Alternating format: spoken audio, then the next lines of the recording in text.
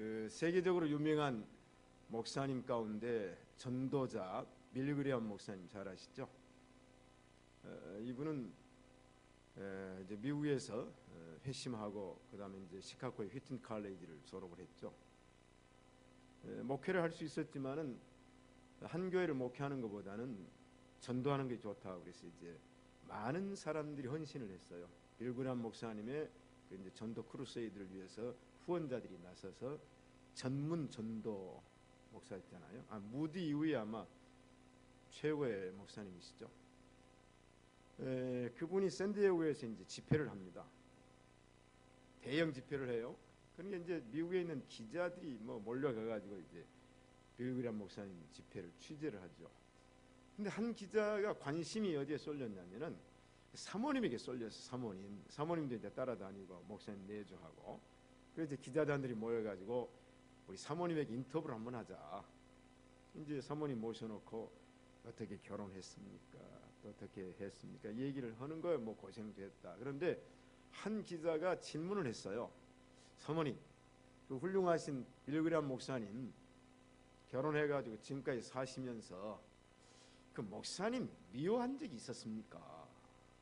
네? 목사님 미워한 적. 자, 우리 아내 되신 분들이요, 남편 미워한 적 있습니까? 대답을 안 하신 거예요. 질문이 그거예요. 빌리 그레이엄 목사님 미운 적이 있습니까? 질문하니까 이 사모님이 고개를 숙이고 한참 침묵을 지키는 거예요. 그러니 이제 겉으로 보기에 얼마나 그렇잖아, 위대하신 목사님, 사모님.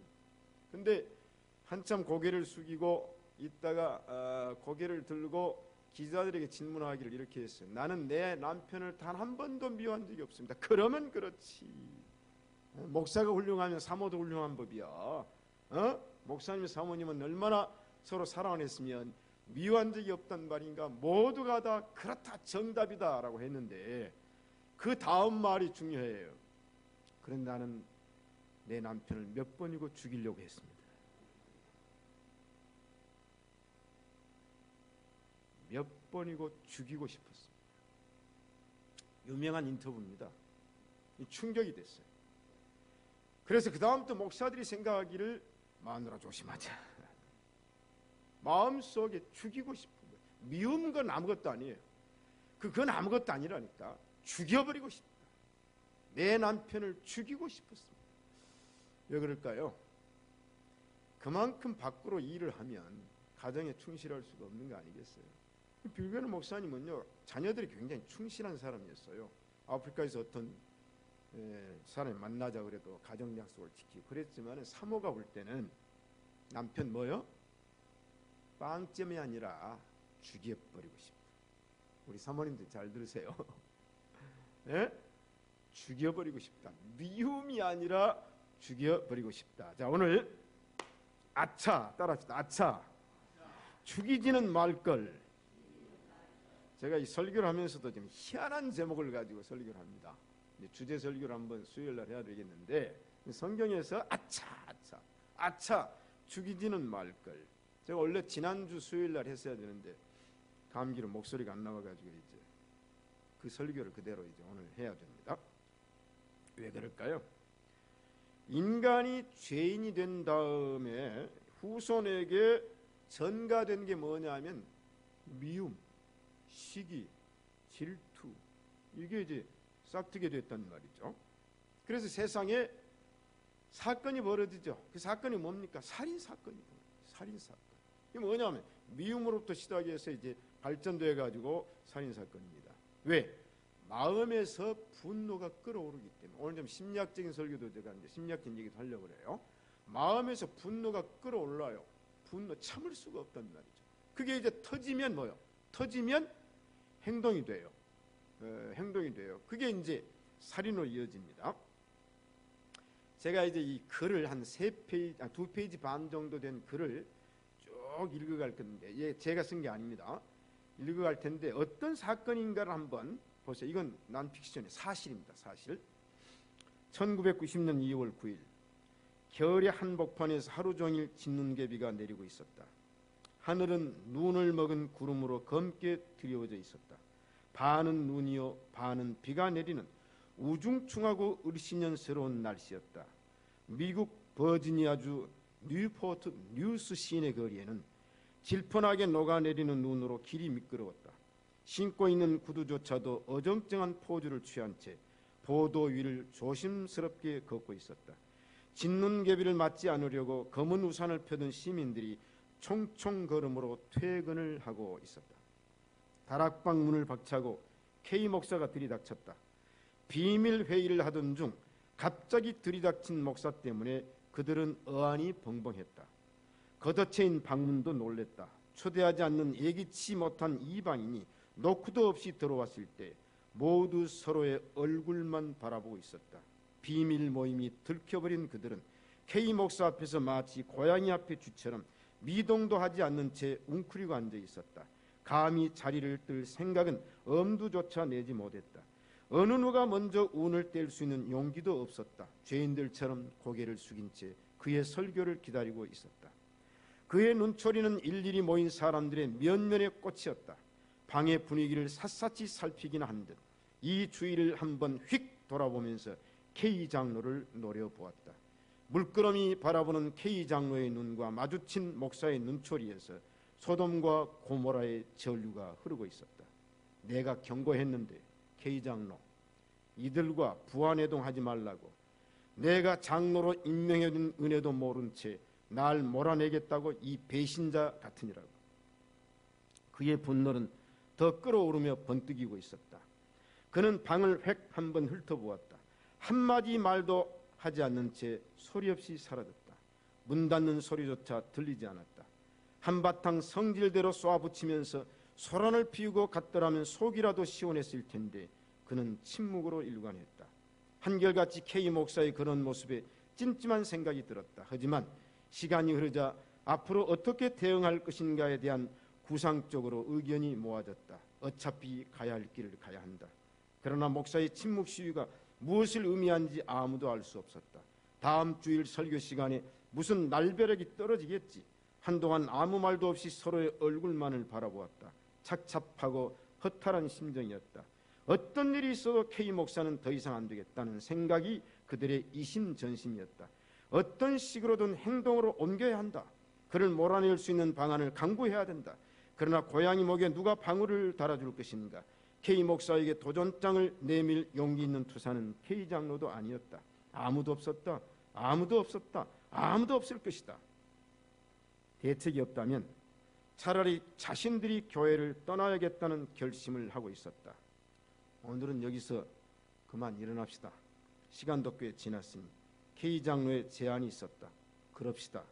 모두들 그의 제안에 동의하면서 주기도문으로 모임을 끝냈다. 그들이 막 일어나려는 순간이었다. 구둣발로 방문을 걷어차며 K 목사가 뛰어들었다. 정확히 13분이 지난 9시 49분이었다. 그는 조금 전과는 전혀 판이한 모습을 하고 있었다. 그렇게 빠른 시간에 목사가 다시 돌아올 줄이야 그들은 전혀 예상하지 않았다. 조금 전에 입고 있었던 정장은 벗어던지고 검은 점퍼 차림이었다. 양손은 바지 주머니에 지른 채 방 한가운데 골리앗처럼 우뚝 서 있었다. 평소에 그의 얼굴은 다소 검은 편이었다. 형광등 불에 비친 그의 얼굴은 전보다도 더욱 검게 보였다. 눈은 노기로 활활 불타고 있었다. 주민들을 괴롭히는 악당 총잡이들에게 복수하기 위하여 선술집을 홀로 찾아 나선 세인처럼 황야의 무법자가 아니라 정의의 심판자로서 그는 그렇게 나타났던 것이다. 양손을 호주머니에 넣은 채 서 있었기 때문에 그것이 별난 포즈라고는 아무도 상상할 수 없었다. 평소 목사의 제스처에서 볼 수 있는 그런 모습이었다. 둘러앉아 있었던 교인들은 무슨 날벼락이 떨어질 것이라고 생각하면서 바짝 긴장하고 있었다. 깊고 깊은 그의 한숨 소리가 긴장의 정막을 깨고 말았다. 분노의 포도가 뒤틀며 벗겨질 때 들려오는 비탄의 소리였다. 조금 전에 그랬던 것처럼 그는 아무 말도 하지 않는 채 침묵 시위를 벌이고 있었다. 방 안을 한 바퀴 위아래로 훑어보면서 그는 한 성도 앞에 멈추어 섰다. 다름 아닌 K 장로였다. 장로의 얼굴을 정면으로 노려보았다. 바지 주머니에서 꿈틀거리던 차갑고 묵직한 피스톨을 뽑아 장로의 면전에 갖다 대었다. 천천히 그러나 아주 각도 있고 정확하게 그의 이마를 겨냥하고 있었다. 이러한 광경을 목격하고 있던 교인들은 순식간에 문을 박차고 뛰쳐나갔다. 삽시간에 벌어진 생사의 갈림길에서 36개 준행랑은 생명을 보존하는 지름길이었다. 튀는 소리와 함께 한 명도 남지 않고 모두 도망치고 말았다. 오직 K 장로만 피할 수 없었다. 진로를 막아서고 서 있는 목사의 모습을 지켜보면서 설마 하는 생각이 들었다. 진짜가 아닌 가짜 권총으로 자신을 위협하는 것이라고 생각했다. 목사가 권총을 소지하고 있다는 것은 상상할 수 없는 노릇이었다. 그럴 만한 자격도 이유도 없다고 생각했다. 그러나 그 피스톨은 장난감이 아니었다. 장난질을 하기에는 너무 늦었다. 시간이 없었다. 시간이 죽었다. 팽! 그의 피스톨에서 불을 내뿜었다. 분탁한 소리와 함께 그렇게 K 장로는 그 자리에서 쓰러졌다. 눈을 감지도 못한 채 이마에서 흐르는 피가 바닥을 적시었다. 만약 그가 죽음에 이르는 병에 걸려 있다는 사실을 관가했었다라면, 만약 그가 인간이기를, 목사이기를 포기하고 절망의 늪에 빠져 허우적거리며 괴로워했었다는 사실을 조금이라도 인지할 수 있었더라면, 만약 목사의 이상행동을 조금이라도 감지했었더라면 K 장로는 이 비극의 순간을 피할 수 있었을 것이다. 참새 한 마리가 전깃줄에서 떨어질 때 그의 곁에는 아무도 없었다. 참새 한 마리가 떨어질 때 우주의 파장이 흔들며 우리도 추락한다는 사실을 알아야 할 것이다. 밖에서 카운터를 지키던 장로 부인은 다락방에서 벌어지고 있는 소름 끼치는 장면을 전혀 눈치채지 못하고 있었다. 방에서 탈출한 사람들은 신발을 신지 못한 채 모두 뒷문으로 달아났기 때문이다. 방 안에서 들린 분탕한 총소리는 물건이 떨어지는 소리로만 착각했을 뿐이다. 지금까지 살아오면서 그녀는 곤총 소리를 들어본 적이 없었다. 팽! 몇 분 간격을 두고 또 다른 총성이 울렸다. 목사는 장로를 쏘고도 화가 풀리지 않았다. 자기 앞으로 쓰러진 장로를 구둣발로 두적이며 다시 장로의 심장을 향하여 쏘았다. 검붉은 피가 그의 가슴에서 흘러나왔다. 핏줄기의 선열이 그의 잠바와 바지에 파고들었다. 그의 광기를 억제할 제어장치는 찾아볼 수 없었다. 꽁꽁 얼어붙은 얼음 밑으로 흐르는 이성의 칼날과 차가움으로 확인 사살의 치밀함까지 보여주었다. 만약 내가 K 목사의 처지라면 내 손에 든 권총이 불을 품었을까? 오늘도 제가 어떤 분하고 대화를 했습니다. 사족 갖지 마세요. 비밀 모임 갖지 마세요. 처음에는 좋은 것 같지만 나중에는 엄청난 교회의 파장이 옵니다. 제가 그렇게 부탁드렸어요. 교회는 침묵해 하면 안 됩니다. 교회 기관 외의 모임, 사적으로 모이면 안 돼요. 이게 1990년 2월 9일 미국 버지니아주 뉴포트 뉴라는 도시에서 일어났던 실제 사건입니다. 저는 그때 그 기사를 읽었어요. 그 다음부터는 목사 조심하라는 말이 유행됐죠. 목사도 인간이죠. 목사도 인간. 심리학적으로 보면 굉장히 상처를 많이 받은 마음이 목사의 마음이에요. 그걸 승화시키는 거예요. 참는 거예요. 그래서 오늘 저녁에는 심리학적인 얘기를 조금 해야 됩니다. 첫째, 살인사건 발생 요인이 뭐였는가. 이제 본문으로 돌아갑시다. 제사입니다. 재물이 좋은 일이에요. 자, 보세요. 아담이 그 안에 하와와 동침하며 하와가 잉태해 가인을 낳고 이르되 내가 여호와로 말미암아 득남하였다. 아들 낳았어요. 또 아벨을 낳았어요. 그래서 아벨은 양치는 자가 되었고 가인은 농사하는 자였더라. 세월이 지난 후에 이 두 사람이 하나님께 제사를 드리는 일을 했어요. 재물을 선정한 거 아닙니까? 가인, 획득이란 말이에요. 아벨은 허무, 일시적 그런 뜻인데 어떻든 성경 해석자들은 일시적이란 말의 뜻이 얼마 못 살다고 죽은 게 아닌가. 가인은 농사꾼이죠. 아벨은 목축업을 했어요. 두 사람이 하나님께 제사를 드리는데 제물을 선정하는데 당연히 가인은 농사 제물을 선정했고 아벨은 양을 치는 사람이니까 양을 선정했어요. 자, 그렇기 때문에 성경에 직접적인 언급은 없지만은 고대 제사의 어떤 내려옴을 보면은 결국은 제사의 제물이 지금처럼 우리가 헌금 바치면 하나님이 가지고 올라가거나 그런 현상이 없잖아요. 그때는 불이 내려요. 불이. 그래서 제사의 연락을 확인하려면 하늘에서 불이 내려와서 제물을 태워야 되는데, 아니 제사를 드리고 난 다음에 가인의 제물은 그대로 있고 아벨이 지닌 제물은 하나님이 연락을 했단 말이죠.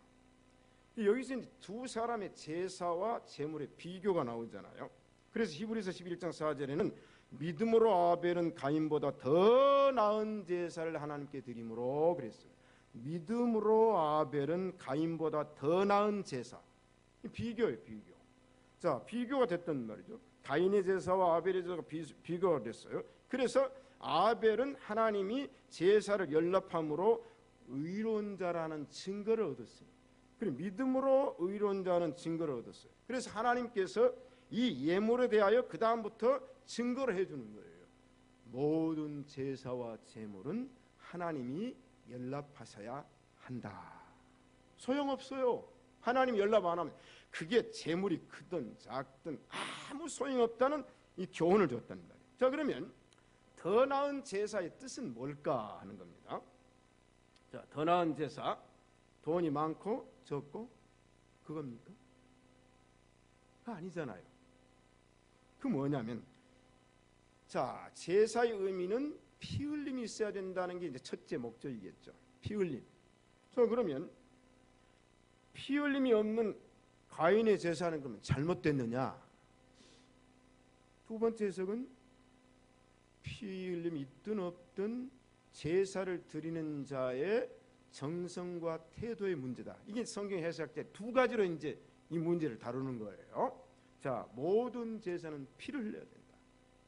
그러면 이제 소제 같은 제사는 피가 없거든요.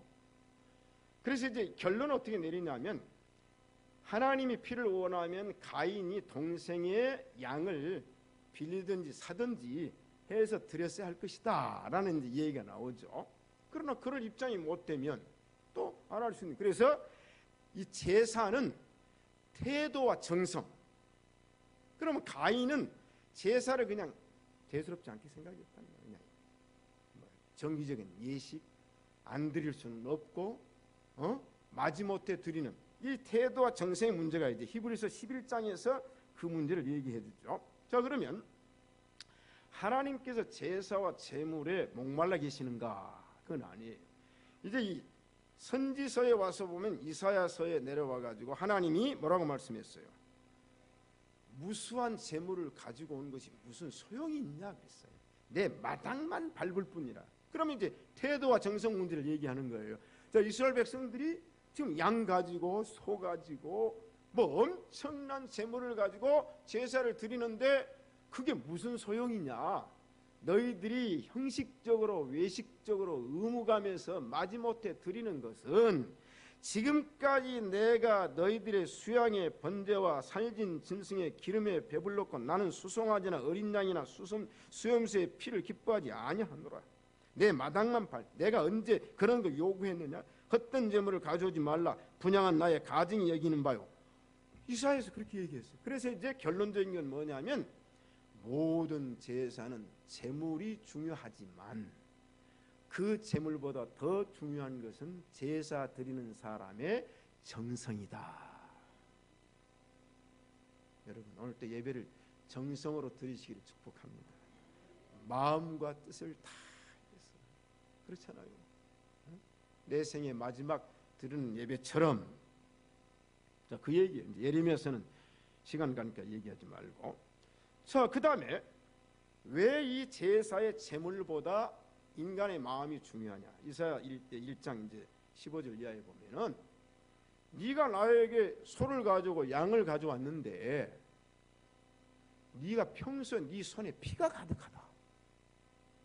피가 못된 짓 했던, 못된 짓. 그거 아니에요?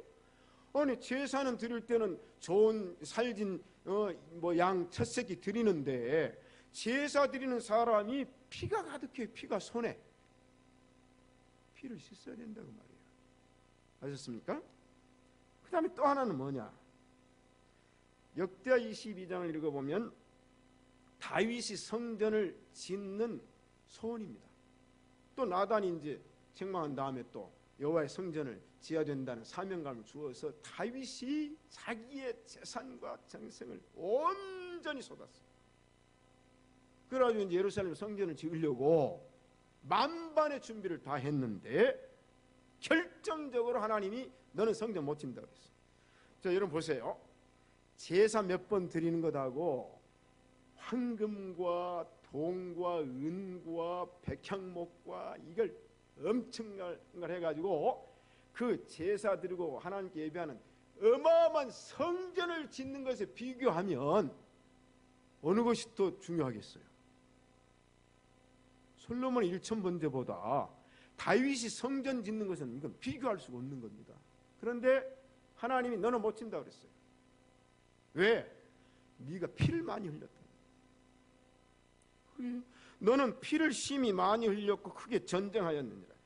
네가 내 앞에서 땅에 피를 많이 흘렸은즉 내 이름을 위하여 전을 건축하지 못하리라. 다윗이 성전을 못 짓는 겁니다. 그래서 아들 솔로몬이 이제 짓는다는 얘기를 했어요. 여러분 우리 신앙생활 똑바로 합시다. 알았어. 우리 신시가 예배당은 우리 그렇게 믿고 그렇게 살아야 됩니다. 다른 게 비교하지 마세요. 아셨죠? 하나님 앞에 신령과 진정으로 온전한 예배를 드려야 하나님이 받으시지. 그 얘기예요. 자, 그러면 저는 이 말씀을 이제 묵상하면서 왜 아담과 하와는 죽을 죄를 짓고도 제사를 드리지 않았을까? 하여튼 창세기 1장, 2장, 3장을 읽어보면 3장이 이제 범죄장이고 4장은 이제 가인의 족보 나오고 5장 쭉 나가는데 아담과 하와가 제사를 드렸단 말이 없는데 그 아들들은 또 제사를 드렸어요. 물론 에덴 동산에 쫓겨난 다음에 이제 제사 얘기가 나오거든요. 그 이유는 뭐냐면 창세기 3장 21절에 여호와 하나님 아담과 그 아내를 위하여 가죽옷을 지어 입혔느니라. 그 이전에 하나님께서 죽어야 마땅할 아담과 하와를 위해서 양을 잡아 피를 흘려 가죽옷을 입혀서 그 죽음을 명쾌했어요. 이미 피를 흘렸어요. 그것이 예수님의 십자가의 피의 예표다 하지 않습니까? 자, 보세요. 아담과 하와가 하나님 앞에 제사를 드렸는지 안 드렸는지는 성경은 침묵하고 있습니다. 이 부분을 제가 찾아보려고 많이 애를 썼는데 확실한 대답을 못 찾았어요. 아담과 하와가 제사 생활을 했냐 안 했냐. 그러면 가인과 아벨이 어떻게 제사를 지낼 줄 알았을까? 그렇잖아요. 뜬금없이 가인과 아벨이 제사를 지냈다는 얘기가 나온단 말이에요. 저는 이제 성경 얘기는 아니지만 그래도 아담과 하와에게 배웠지 않았을까? 아니면 가인과 아벨이 첫 농사를 짓고 마음속에 하나님 앞에 제사를 드리고 싶은 마음이 생겼지 않았을까? 물론 제사 제도는 출애굽기에서 광야 생활에 하나님 만든 제도였어요. 그러나 그 이전에 제사가 있었느냐 없었느냐? 예? 그 있었거든요. 자, 그런 의미로 생각을 해보는 거예요. 자, 두 번째, 좋은 일 하면서 전대미문의 살인 사건이 벌어졌다.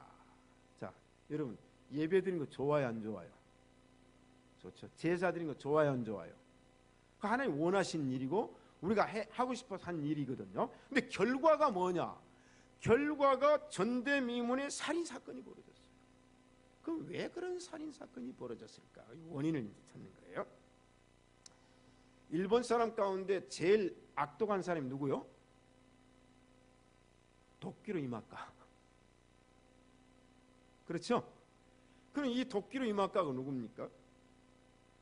1938년 5월 21일 날 일어났던 스야마라고 하는 사람이 한 마을에서 1시간 30분 동안 31명을 죽이고 3명의 중경상을 입혔던 21살짜리 사건이 도끼로 죽였어요. 도끼로. 그래서 도끼로 이마카. 근데 우리나라가 또 도끼로 이마카가 나와요. 누굽니까? 1963년 10월에 고재봉이라는 사람이 대대장 가족 5명과 가정부 6명을 야밤중에 들어가서 도끼로 죽였죠. 1963년 사건 10월 달에. 왜 죽였어요? 왜 죽였어요? 여러 가지 이제 설이 3가지 설이 있는데 제가 이제 믿기로는 서점 남한산성에 살고 그랬잖아요. 이제 애인이 면회를 왔는데 면회 나가려고 보니까 군화를 신고 나가야 되는데 그 대대에 있는 사병 군화는 다 더럽단 말이에요. 근데 보니까 대대장 군화가 이 대대장 집에 이제 당번이었거든요. 대대장 군화가 아주 좋으니까 그 군화를 신고 면회를 가면 몰래 훔쳐 나와요. 어떤 사람은 이제 트랜지스터 라디오를 훔쳤다, 음식을 훔쳤다 그러는데 제가 이제 이 기록은 보면 그 군화를 훔쳤다고 이제 나오는데 그 가정부가 보고는 고발을 해버렸어요. 이 당번이 대대장 군화를 좀 훔쳐가지고 간다. 그러니까 대대장이 화가 나가지고 이놈 자식이 내 집에다가 특별하게 해가지고 여기 당번 편하잖아요. 대대장 구두를 훔쳐?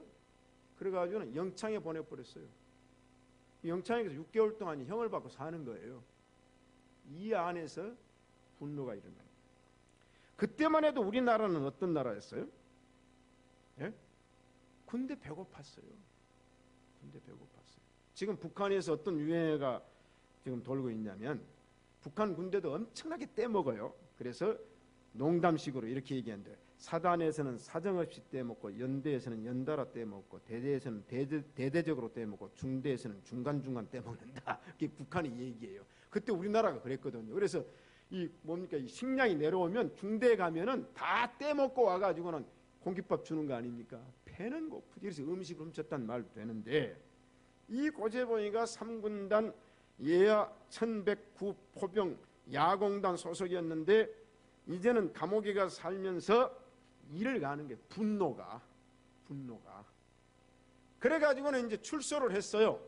출소를 해가지고 도끼를 준비하는 거예요. 도끼를 준비해가지고 숨어 있다가 대대장이 퇴근해가지고 이제 식구들이 다 밤에 잠을 들었어요.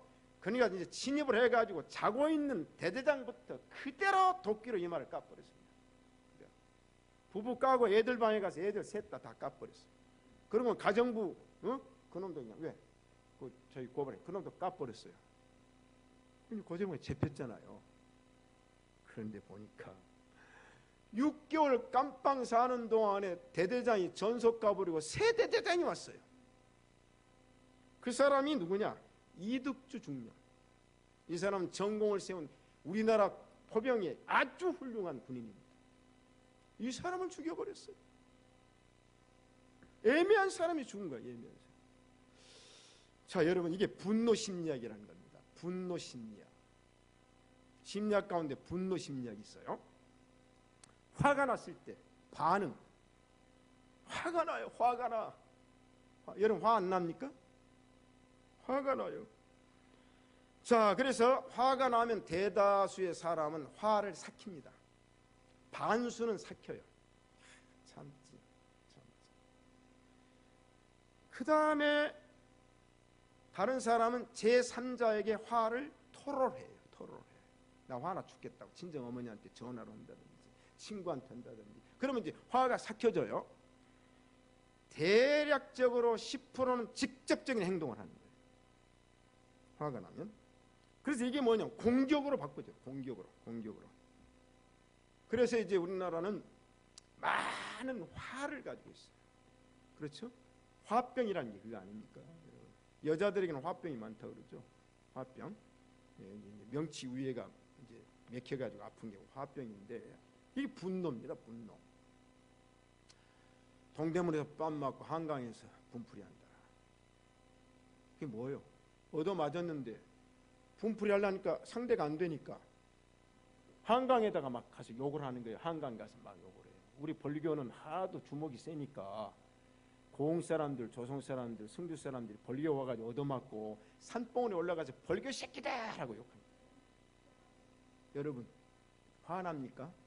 품으세요. 참는 게 순대. 근데 참는 건 능력이 있어야 돼요. 능력이. 억울한 누명, 앙심 바뀌죠. 죄송합니다. 오늘은 하나님께 저에게 참 좋은 순간을 주셨어요. 참 기도의 응답입니다. 이것도 여러분, 제가 굉장한 스트레스를 지금 엄청나게, 여러분 정말 제 심정을 이해 못합니다.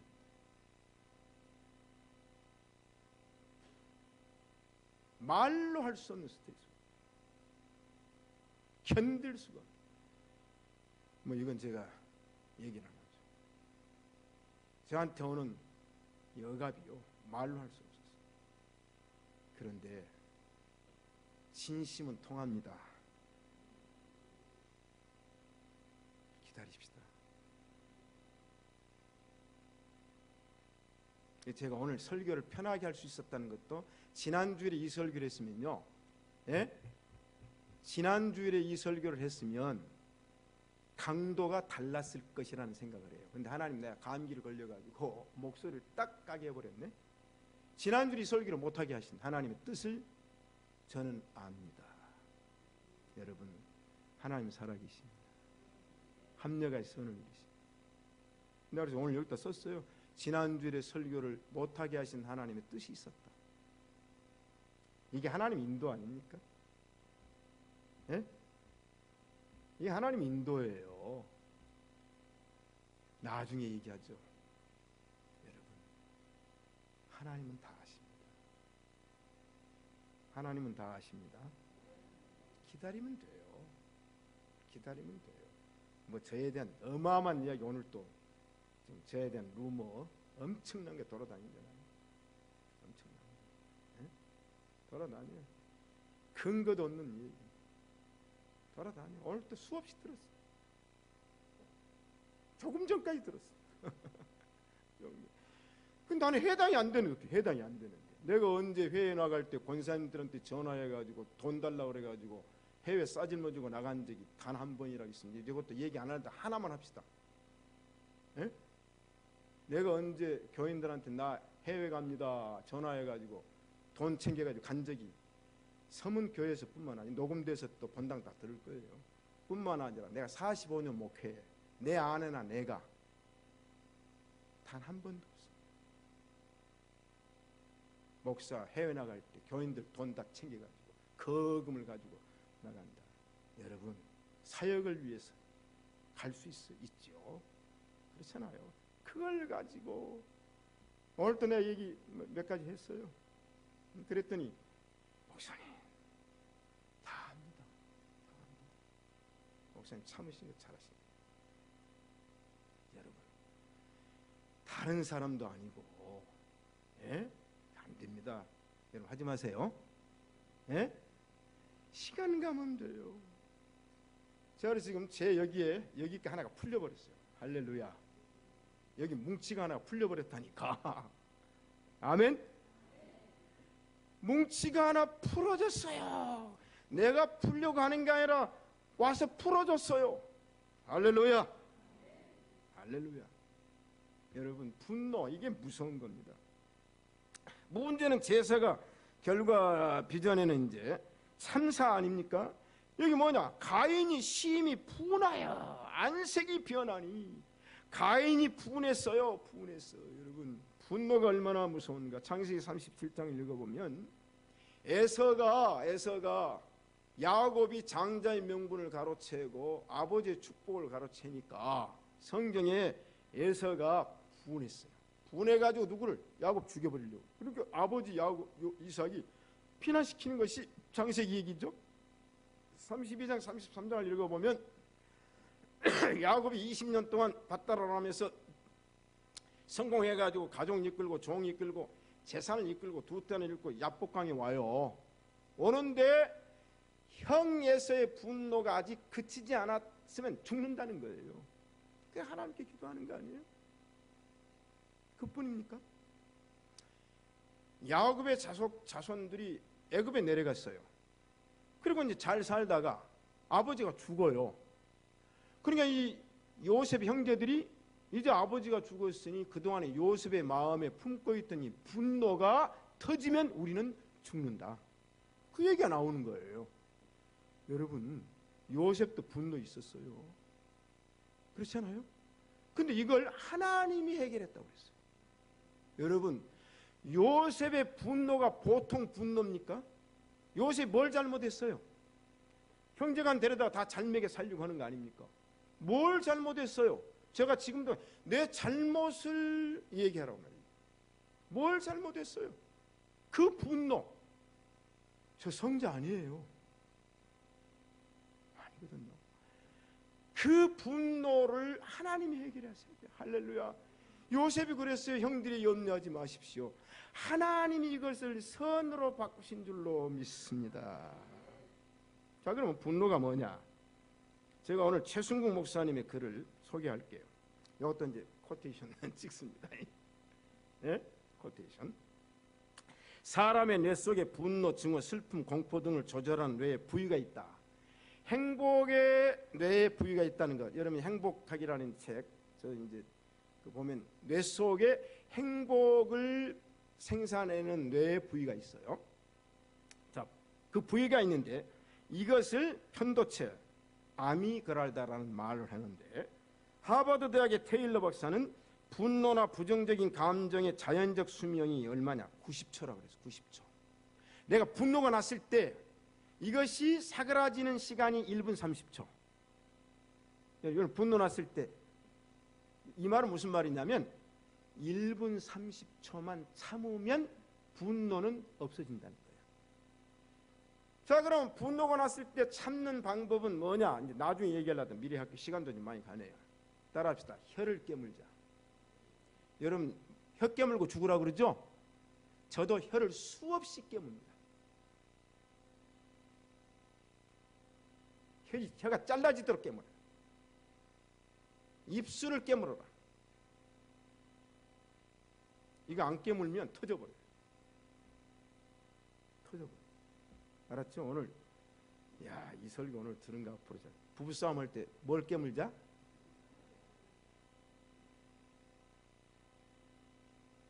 혀가 잘라지도록 깨물.